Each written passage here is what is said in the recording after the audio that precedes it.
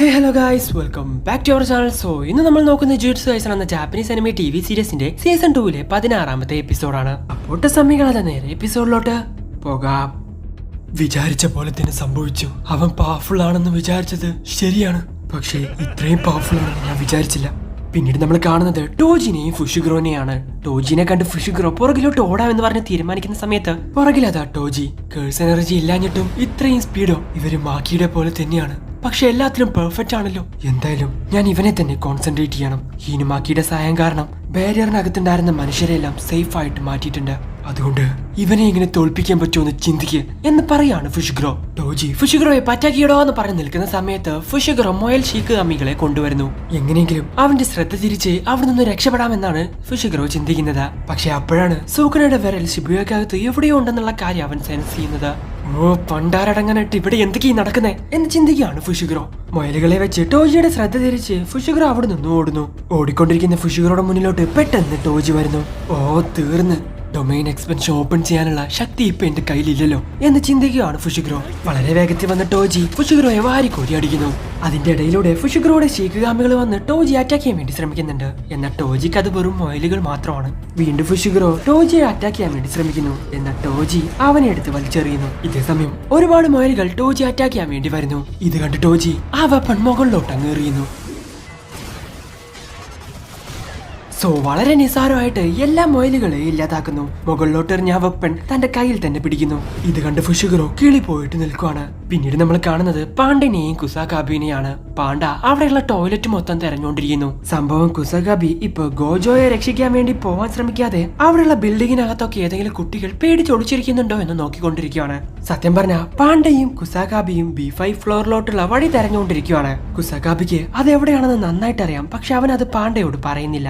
അങ്ങോട്ട് പോയാ താൻ മരിക്കുമെന്ന് പേടിച്ചിട്ടാണ് കുസാകാബി അങ്ങോട്ട് അവനെ കൊണ്ടുപോകാത്തത്. മനസ്സിലാവുന്ന പോലെ പറഞ്ഞ പുള്ളിക്കാരന് പേടിയാണ്. ഇനി പാണ്ഡക്കെങ്ങാനും B5Fലോട്ടുള്ള വഴി കിട്ടിക്കഴിഞ്ഞു കഴിഞ്ഞാൽ പാണ്ഡ അങ്ങോട്ട് പോകും. അപ്പൊ അവൻ ഇവിടെ ഒറ്റയ്ക്കാവും. അതുകൊണ്ടാണ് അവൻ പാണ്ഡയ്ക്ക് പറഞ്ഞു കൊടുക്കാത്തത്. പെട്ടെന്നാണ് അവരുടെ മുകളിൽ നിന്നൊരു ശബ്ദം കേൾക്കുന്നത്. നിങ്ങൾ ജുജുത്സു സോസറേഴ്സ് അല്ലേ, മര്യാദക്ക് കീഴടങ്ങിക്കോ.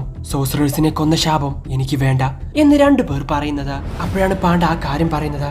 അവന്റെ പിന്നിൽ 3 പേരുണ്ട്. ഒരുപാട് പേർ ചിലപ്പോൾ നമുക്ക് ചുറ്റും ഒളിച്ചിരിക്കുന്നുണ്ടാവും. എനിക്ക് മരിക്കണമെന്ന് വലിയ ആഗ്രഹമൊന്നുമില്ല, പക്ഷെ അതിനു വേണ്ടിയിട്ട് നിങ്ങൾ പറയുന്നത് എന്തും ചെയ്യാനും പറ്റില്ല. തൽക്കാലം നിങ്ങൾ താഴെ ഇറങ്ങി വാ, നമുക്ക് സംസാരിക്കാം, ഒന്ന് ഇരുത്തി സംസാരിക്കാം എന്ന് കുസാകാബി പറയുന്നു. ഇതേസമയം ഫുഷിഗ്രോയെ വാരിക്കോരി അടിച്ചുകൊണ്ടിരിക്കുകയാണ് ടോജി.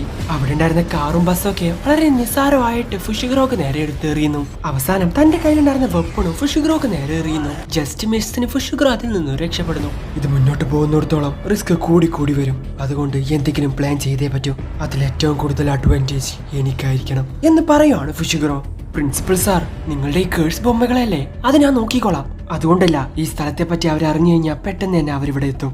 ഇപ്പൊ സാത്തറോയും റിവേഴ്സ് കേഴ്സ് ടെക്നിക് യൂസ് ചെയ്യും. അതുകൊണ്ട് പേടിക്കണ്ട. എന്തായാലും നീ മാത്രം ഇല്ലായിരുന്നെങ്കിൽ ഈനെയും ഇച്ചിജിയും എപ്പോഴും മരിച്ചേനെ എന്ന് പ്രിൻസിപ്പൾ അവളോട് പറയുന്നു. നിങ്ങൾ ആലോചിച്ച കാര്യങ്ങളൊക്കെ മുന്നോട്ട് കൊണ്ടുപോയതുകൊണ്ടാണ് നമ്മളെ കൊണ്ട് ഇത് ചെയ്യാൻ സാധിച്ചത്. നനാമിക്ക് വേണ്ടി കാത്തിരുന്നിരുന്നെങ്കിൽ നമ്മളെ കൊണ്ട് ഇത് ചെയ്യാൻ പറ്റില്ലായിരുന്നു. എന്നാൽ നനാമി ഉണ്ടായതും നന്നായില്ലേ എന്ന് ഷോക്കോ പറയുന്നു. സിഗരറ്റ് വലിക്കുന്നത് നീ ഇപ്പോഴും നിർത്തിയില്ലേ എന്ന് ചോദിക്കുകയാണ് പ്രിൻസിപ്പൾ. ഇത് വെറുതെ സ്റ്റുഡന്റ് ആയിരുന്ന സമയമൊക്കെ ഓർമ്മപ്പെടുത്താൻ വേണ്ടി. പിന്നീട് നമ്മൾ കാണുന്നത് ടോജി ഫുഷിഗ്രോയെ തെരഞ്ഞ് ഒരു ബിൽഡിങ്ങിന്റെ അകത്തോട്ട് വരുന്നതാണ്. പെട്ടെന്നാണ് അവിടെ ഉണ്ടായിരുന്ന ഫയർ സ്പ്രിംഗ്ലർ ഓപ്പൺ ആവുന്നത്. അതിൽ നിന്നും ഒരുപാട് വെള്ളം താഴോട്ട് വരുന്നു. എന്താ ഇവിടെ നടക്കുന്നേ എന്ന് പറഞ്ഞുകൊണ്ട് ചിന്തിച്ചു നിൽക്കുവാണ് ടോജി. പെട്ടെന്നതാ ഫുഷിഗ്രോയുടെ ഷീക്കുഗാമി ബേഡ് അങ്ങോട്ട് വന്ന് ഇലക്ട്രിസിറ്റി പ്രൊഡ്യൂസ് ചെയ്യുന്നു. വലിയൊരു സ്ഫോടനം തന്നെ അവിടെ നടക്കുന്നു. പക്ഷെ അതിൽ നിന്നൊക്കെ ടോജി രക്ഷപ്പെട്ട് പുറത്തു വരുന്നു. ഇവന് സൂക്കുനയുടെ അത്രയും സ്പീഡ് ഉണ്ട്. ഒരിക്കലും ഓടി ഇവനെ തോൽപ്പിക്കാൻ പറ്റില്ല. അതുകൊണ്ട് ടൈമിങ്ങിനെ വേണം ഞാൻ നോക്കാൻ. ഇവൻ ചിന്തിക്കുന്നതിന്റെ ഒരുപാട് മുൻപ് തന്നെ ഞാൻ കാര്യങ്ങൾ പ്ലാൻ ചെയ്യണം എന്ന് ഫുഷിഗ്രോ പറയുന്നു.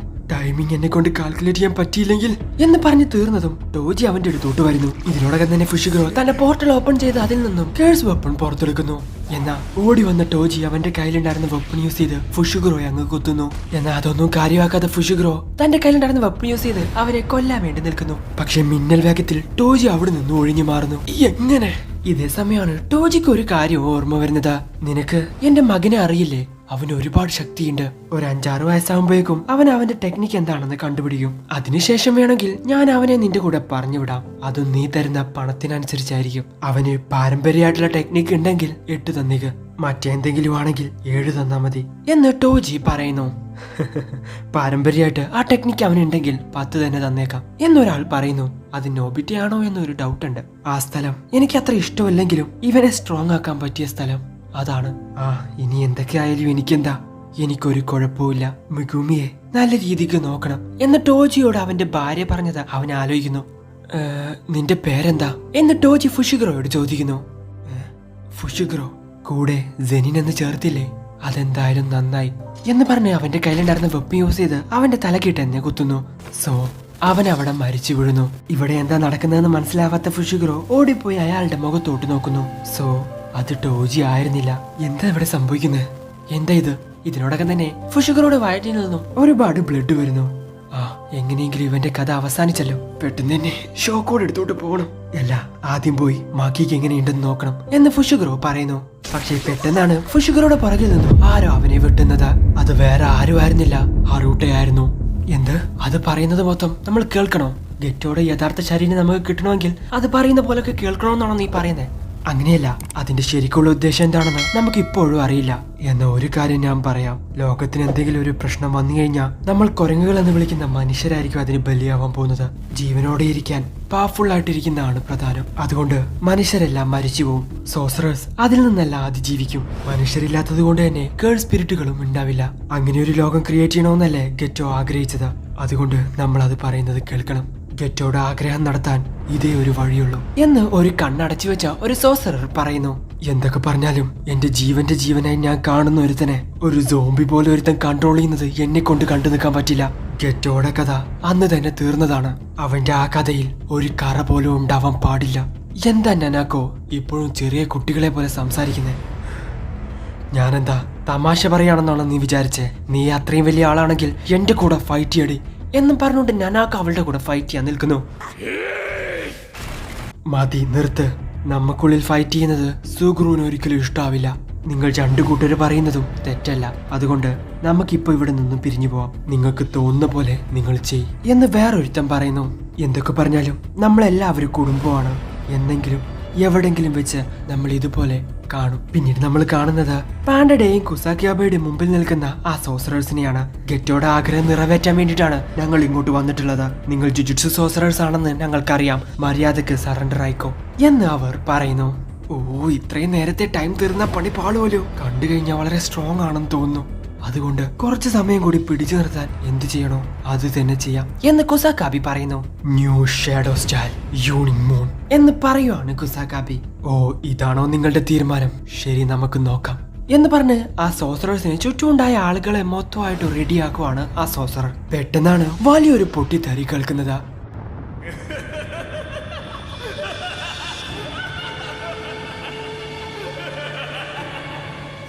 എനിക്ക് അത്രയും വിരലുകൾ തന്നത് കൊണ്ട് ഞാൻ നിനക്കൊരു ചാൻസ് തരാം. നിന്നെ കൊണ്ട് പറ്റുമെങ്കിൽ എന്നെ തൊട്ട് കാണിക്കാം. എന്നാ ഞാൻ നിനക്ക് അടിമയായിട്ടിരിക്കും. വേണമെങ്കിൽ ഷിബുയാലിരിക്കുന്ന എല്ലാവരെയും കൊന്നുകളയാം, ഒറ്റ ഒരുത്തനെ ഒഴിച്ച് എന്ന് പറഞ്ഞ് സൂക്കുണയും ജോഗോയും മാരകമായിട്ടുള്ള ഫൈറ്റ് തന്നെ അവിടെ നടക്കുന്നു. ജോഗോ തന്റെ ഫയറിംഗ് ടെക്നിക്ക് യൂസ് ചെയ്ത് സൂക്കുണയെ കത്തിച്ചു കളയാമെന്ന് നോക്കുന്ന സമയത്ത് കൈ ഒന്ന് നീട്ടിയത് മാത്രമേ അവന് ഓർമ്മയുള്ളൂ. പീസായി പോകുന്നു. ഇത്രയൊക്കെ നിന്നെ കൊണ്ട് പറ്റുള്ളൂ കേൾ സ്പിരിറ്റെ എന്നും പറഞ്ഞുകൊണ്ട് സൂക്കുണ അവന്റെ അടുത്തോട്ട് വരുന്നു. ജോഗോ ചെന്ന് വീഴുന്ന എല്ലാ സ്ഥലവും അവൻ കത്തിച്ചു കളയുന്നു. എന്നാൽ സൂക്കുണയാണെങ്കിൽ ജോഗോനെ വാരിക്കോരി അടിച്ചുകൊണ്ടിരിക്കുന്നു. താഴെ വീണ ജോഗോ സൂക്കുണയെ നോക്കുന്നു. ഗെറ്റോ, സൂക്കുണയെ വെച്ച് എന്നെ കമ്പയർ ചെയ്തിട്ട് ഞാൻ എത്രത്തോളം പവർഫുൾ ആണെന്ന് ഒന്ന് പറഞ്ഞു തരൂ എന്ന് ജോഗോ ഗെറ്റോയോട് ചോദിക്കുന്നു. സൂക്കുണയുടെ ഒരു 8-9 വിരലുകളുടെ അത്രയും പവർഫുൾ ആണ് നീ എന്ന് ഗെറ്റോയും പറയുന്നു. ഞാൻ വിചാരിച്ചത് ശരിയാണ്, ഇവൻ ഒരുപാടധികം പവർഫുൾ ആണ് എന്ന് ജോഗോ പറയുന്നു. ഷിബയിലെ റോട്ടിലൂടെ ഒരു വലിയ അഗ്നിപർവ്വതം തന്നെ പൊട്ടിച്ചു കളയുവാണ് ജോഗോ. എന്നാൽ അതുകൊണ്ടൊന്നും സൂക്കുണയുടെ രോമത്തിൽ പോലും തൊടാൻ സാധിക്കുന്നില്ല. ഷിബുയിലെ എല്ലാ ബിൽഡിങ്ങും ഒന്ന് കത്തിച്ച് ചാമ്പലാക്കുന്നു.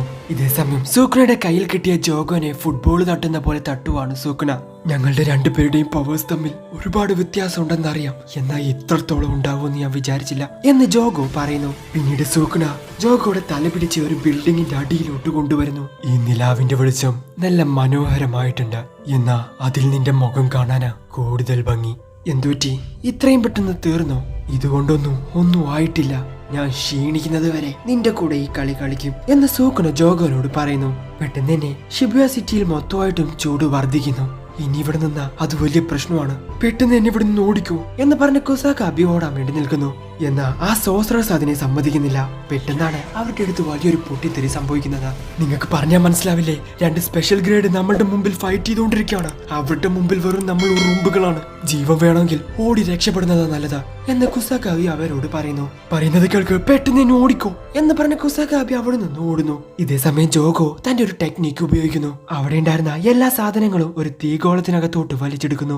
ന്യൂ ഷാഡോ സ്റ്റൈൽ എന്നും പറഞ്ഞുകൊണ്ട് കുസാകാബി അവന്റെ മുമ്പിൽ നിന്നിരുന്ന സോസറേഴ്സിനെ കൊന്നുകളയുന്നു. പാണ്ഡ വാ, ഓടി രക്ഷപ്പെടാം. പെട്ടെന്നാണ്, എന്താ ഇത്ര ധൃതി? എനിക്ക് ചുറ്റുമുള്ള 100 മീറ്റർ ചുറ്റളവിലുള്ള ആരും ഞാൻ പറയാതെ ഒരടി മുന്നോട്ട് വെക്കരുത് എന്ന് സൂക്കുന പറയുന്നത്. സമാധാനപ്പെട്, ഇപ്പൊ പോ എന്ന് സൂക്കുന പറഞ്ഞതും അവരവിടെ നിന്നും ടെലിപ്പോർട്ട് ആവുന്നു. എന്റെ ഈ ടെക്നിക്കിൽ നിന്നും സൂക്കുണയ്ക്ക് ഒരിക്കലും രക്ഷപ്പെടാൻ പറ്റില്ല എന്ന് ജോഗോ പറയുന്നു. എന്നാ നിന്റെ ടെക്നിക് എന്റെ രോമത്തിലെങ്കിലും തട്ടണ്ടേ എന്ന് ചോദിച്ച് സൂക്കുണ അങ്ങോട്ട് വരുന്നു. സോ ഇത്രയൊക്കെ ചെയ്തിട്ടും സൂക്കുണയുടെ രോമത്തിൽ പോലും തൊടാൻ ജോഗോ കൊണ്ട് സാധിച്ചില്ല. നീ എന്തുകൊണ്ടാ നിന്റെ ഡൊമൈൻ ഓപ്പൺ ചെയ്യാത്തതെന്നൊന്ന് പറഞ്ഞു തരുമോ എന്ന് സൂക്കുണ ചോദിക്കുന്നു. എന്തിനാ? അതിനകത്ത് വെച്ച് നിന്റെ ഡൊമൈൻ ഓപ്പൺ ചെയ്ത് എന്നെ കൊല്ലാനല്ലേ? സാത്തറോ ഗോജോ, നിന്നെ അതുപോലെ ചെയ്തുകൊണ്ടാണോ നീ ഇങ്ങനെയൊക്കെ പറയുന്നത്? പേടിച്ചു വരച്ചവരാണ് ഇങ്ങനത്തെ കാര്യങ്ങളൊക്കെ പറയാ. എന്നാ ഒരു കാര്യം ഞാൻ പറയാം, നിന്റെ കൂടെ ചെയ്യുന്ന ഈ ഫൈറ്റ് ഒരുപാട് ഇൻട്രസ്റ്റിംഗ് ആയിട്ടുണ്ട്. അതുകൊണ്ട് നിന്റെ സ്പെഷ്യാലിറ്റിയെ ഞാൻ ഉപയോഗിക്കാം. തീയോ? എങ്ങനെ? സുഖ്നയുടെ ശക്തി വെട്ടുന്നതും കഷ്ണം കഷ്ണം ആക്കുന്നതാണെന്നല്ലേ ഞാൻ വിചാരിച്ചേ. എന്താ അങ്ങനെ നോക്കുന്നേ? ഈ കാര്യം നിനക്കറിയോന്നല്ലേ ഞാൻ വിചാരിച്ചേ. ശരി, പേടിക്കണ്ട. എന്റെ ടെക്നിക്ക് എന്തൊക്കെയാണെന്ന് പറഞ്ഞ് ഞാൻ നിന്നെ ബോറടിപ്പിക്കില്ല. സോ ഈ ഒരു സീൻ കണ്ട സമയത്ത് എന്റെ കിളി മൊത്തമായിട്ടും പോയി. അതായത് ടെലിപ്പോർട്ടേഷനും ഫയറിംഗ് ടെക്നിക്കും എല്ലാം നമ്മുടെ സൂക്കനയുടെ കയ്യിലുണ്ട്. മാത്രമല്ല എല്ലാ സോസറേഴ്സിനെയും കാണിക്കുന്ന സമയത്ത് അവർ ടെക്നിക്സിനെ പറ്റി എക്സ്പ്ലെയിൻ ചെയ്യാറുണ്ട്. എന്നാ അത് ചെയ്യുന്നില്ലെന്നുള്ള കാര്യമാണ് സൂക്കുണ ഇപ്പൊ പറഞ്ഞത്. സോ ഇനിയും ഒരുപാട് ടെക്നിക്സ് സൂക്കുനയുടെ കയ്യിലുണ്ടാവും. ശരി, നീ തയ്യാറായിക്കോ. ഫയർ ടെക്നിക്കില് ആരാണ് പവർഫുൾ എന്ന് നമുക്കൊരു കൈ നോക്കാം എന്ന് സൂക്കുന പറയുന്നു.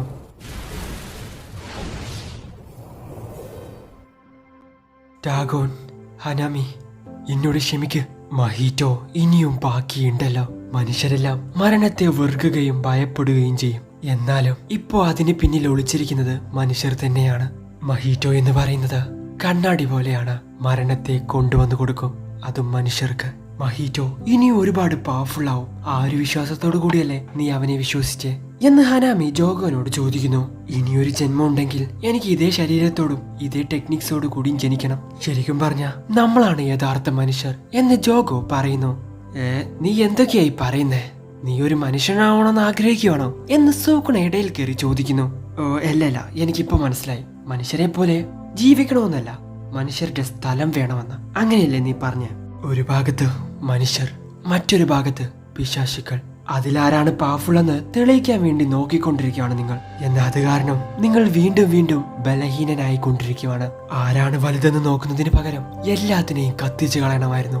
അതും ഇതൊന്നും ആലോചിക്കാതെ എല്ലാത്തിനെയും കത്തിച്ചു കളയണമായിരുന്നു. നിങ്ങൾക്ക് തടസ്സം നിൽക്കുന്ന ആ സാത്തറോ ഗോജയെ പറ്റി ചിന്തിക്കാതെ ഭാവിയെ പറ്റി ചിന്തിച്ച് എല്ലാം കത്തിച്ചില്ലാതാക്കണമായിരുന്നു.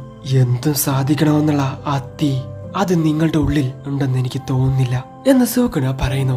ശരിയാ, നീ പറഞ്ഞത് എല്ലാം ശരിയാ സൂക്കുന. എന്തായാലും നിന്റെ കൂടെ ഉണ്ടായിരുന്ന ഫൈറ്റ് എനിക്ക് ഒരുപാട് ഇഷ്ടപ്പെട്ടു. 1000 വർഷങ്ങൾക്ക് മുൻപ് ഒരുപാട് പേരുടെ കൂടെ ഞാൻ ഫൈറ്റ് ചെയ്തിട്ടുണ്ട്. അവരെക്കാൾ എത്രയോ മികച്ചതാണ് നീ എന്ന് എനിക്കിപ്പോ തോന്നുന്നു. അതുകൊണ്ട് നീ സന്തോഷിക്കുക, നീ ഒരുപാട് പവർഫുൾ ആണ്. ഇത് കേട്ട് ജോഗോ കരയുന്നു. എന്താ ഇത് എന്നവന്റെ കണ്ണുനീര് കണ്ട് അവൻ ചോദിക്കുന്നു. നല്ല ചോദ്യമാണ്, എന്നാ അതെന്താണെന്ന് എനിക്ക് അറിയില്ല എന്ന് സൂക്കുണയും പറയുന്നു. അപ്പോഴാണ് നമ്മൾ ആ കാഴ്ച കാണുന്നത്. ജോഗോ അതാ അവിടെ നിന്ന് കത്തുന്നു. സൂക്കുണ അവനെ കൊന്നു കളഞ്ഞിരിക്കുന്നു. കത്തിയെരിയുന്ന ജോഗോയെ നോക്കിക്കൊണ്ട് സൂക്കുണ, ആരാ നീ എന്ന് ചോദിക്കുന്നു. നിങ്ങളെ വരവേൽക്കാൻ വേണ്ടിയിട്ടാണ് ഞാൻ വന്നിരിക്കുന്നത് സൂക്കുണ അവറുകളെ. ഏയ് ഹുറാഹുമി എന്ന് സൂക്കുണ അവളെ നോക്കി വിളിക്കുന്നു. നിങ്ങളെ കണ്ടിട്ട് ഒരുപാട് കാലമായല്ലോ എന്ന് ഹുറാഹുമിയും പറയുന്നു. സോ അവിടെ വെച്ച് എപ്പിസോഡ് അവസാനിക്കുന്നു. സൂക്കുണ, കിങ് ഓഫ് കഴ്സസ്, അങ്ങനെ ഒരുത്തനാണ് ജോഗോയോട് ഞാൻ ഇതുവരെ ഫൈറ്റ് ചെയ്തതിൽ ഏറ്റവും പവർഫുൾ ആയിട്ടുള്ളത് നീയാണ് എന്ന് പറയുന്നത്. സോ ജോഗോ എന്ന സ്പെഷ്യൽ ഗ്രേഡ് കേഴ്സിന് അതിൽ വലിയ പ്രിവിലേജ് കിട്ടാനില്ല. എന്തായാലും നിങ്ങൾക്ക് ഇവിടെ ഇഷ്ടപ്പെടുന്നതായിരിക്കുന്നു. ഇഷ്ടപ്പെടുന്ന ലൈക്ക് ചെയ്യുക, ഷെയർ ചെയ്യുക, സബ്സ്ക്രൈബ് ചെയ്യുക, അത്തരത്തിലുള്ള ബെല്ലൈക്കൺ കൂടി എനേബിൾ ചെയ്യുക. അടുത്ത എപ്പിസോഡ് അടുത്ത ദിവസം വരെ. അതുവരെയും ബൈ.